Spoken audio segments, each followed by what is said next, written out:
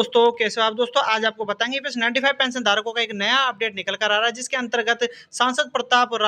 राघव जो है उनके जादव जी के यहाँ पर उन्होंने जोरदार नारेबाजी की है और यहाँ पर 4 सूत्रीय मांगों पर अपना ज्ञापन भी सौंपा है। और नारे लगाते हुए ईपीएस 95 पेंशन धारक सभी ज्ञापन सौंप रहे हैं और आगे बढ़ रहे हैं, कहते हुए नारे लगा रहे हैं। और आगे उन्होंने अपने अपने जो भी लीडर है और उनके पार्टनर है उनके साथ ईपीएस 95 पेंशन धारकों की जो पेंशन बढ़ोतरी को लेकर मांग को उठाया है। और यहाँ पर आप उनकी आवाज़ को जो है यहाँ पर दिखा सकते हैं, हम इमेज के माध्यम से आप देख सकते हो, नारे लग रहे हैं और यहाँ पर सरिता ताई के नारे लगा रहे हैं। दौरान एससी प्रमुख नेता ससोरिता जी को भी यहाँ पर उनके द्वारा यहाँ पर नारेबाजी के तहत उन्होंने नारखेड़े भी शामिल थे। विजेंद्र सिंह राजावत जी भी इस आंदोलन में मौजूद थे और इसके बैनर पोस्टर लेकर अपने हाथों में आगे की तरफ बढ़ते हुए नारेबाजी कर रहे थे कि आप हमारी जो ये जोरदार आवाज़ है उनको आप सुनिए और ईपीएस 95 पेंशन धारकों की जो मांग है उन पर 4 सूत्री मांगों पर आगे बढ़ने और हम आगे तक लड़ेंगे, ऐसी आवाज़ उनके द्वारा यहाँ पर सुनाई दे रही थी। उनके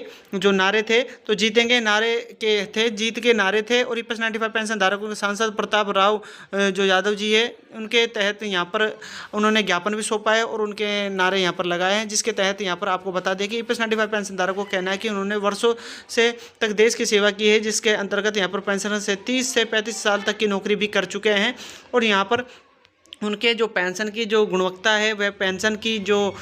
पूर्ति उनको नहीं हो पाती है और सेवानिवृत्ति के बाद भी वह उनको मिलने वाली जो पेंशन है वो महंगाई के दौर में अपर्याप्त नज़र आती है, जिससे उनका गुजारा नहीं हो पाता है। तो ऐसे में इस समस्या को लेकर पेंशनर लगातार सरकार और सांसदों से अपनी मांगों को सांसद से कहने और अपनी मांगों को पूर्ति कराने के लिए, मांगों को पूरा करने के लिए निम्न सरकार के लिए जो भी प्रेजेंट में बैठी होती है सत्ता के अंदर उनको ज्ञापन सौंपते हैं, केंद्र सरकार को पहुँचाने की अपील भी करते हैं। ये सांसद जो है प्रताप राव यादव जी है जो उनको ज्ञापन सौंपा है और अपने ईपीएस 95 पेंशनर की मांगों को संसद में और कैबिनेट के सामने रखने को भी कहा है। ऐसे में यहाँ पर जो ये बात निकल कर आती है कि ज्ञापन को सौंपने से जो बात रखी जाएगी या अपील होगी तो उस प्रदर्शन में जोरदार नारेबाजी भी देखने को मिली है उनके द्वारा कि अब हमारी जो मांग है जल्द ही पूरा होने के आसार है। और पेंशनर की जो मांग है पहुँचने के माहौल से नारे गूंजते नजर आ रहे हैं। पेंशनर की जो आवाज़ है उनको दाबा नहीं जा सकता है। ऐसे में पेंशनर का गुस्सा बहुत जायज़ है और उनका दर्द यहाँ पर बहुत निकल के आता है और कहते हैं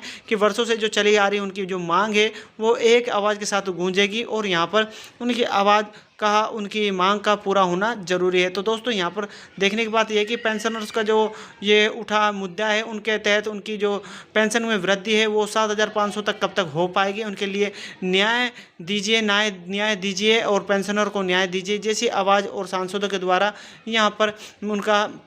आवाज़ के नारे गूंजते नजर आए। और प्रताप राव यादव जी के आवाज़ पर यह आवाज़ गूंजती नजर आई थी तो उनको ज्ञापन भी सौंपते हुए आगे की तरफ कैबिनेट में इस पर विचार करने को भी उन्होंने उनसे ज्ञापन में सौंपा है और उनसे निवेदन भी किया है। तो ऐसे में 10 अगस्त 2026 को दिया गया है और ईपीएस 95 पेंशन धारकों के आगामी जो भी अगर हमारी मांग नहीं पूरी होती तो उस पर जो उनके सुझाव है वो भी निम्न प्रकार उनके द्वारा विस्तारित रूप से कहे गए हैं। तो दोस्तों इस प्रकार का नया अपडेट निकल कर आ रहा था जिसको मैंने आपको विस्तार से समझाया है, बताया है। तो दोस्तों आशा करता हूं इस वीडियो के माध्यम से आपको पूरा प्रोसेस समझ में आया होगा और इस जो यहां पर आंदोलन हो रहे हैं ईपीएस 95 पेंशन धारकों की पेंशन बढ़ोतरी को लेकर वह हर नया अपडेट आपको हमारे चैनल के माध्यम से मिलता रहेगा। तो दोस्तों इसके लिए चैनल को सब्सक्राइब जरूर कर लेने को कि आपको ऐसी वीडियो ऐसी जानकारी हमारे चैनल के माध्यम से मिलती रहेगी। दोस्तों मिलते हैं नए नेक्स्ट वीडियो में, जब तक के लिए जय हिंद।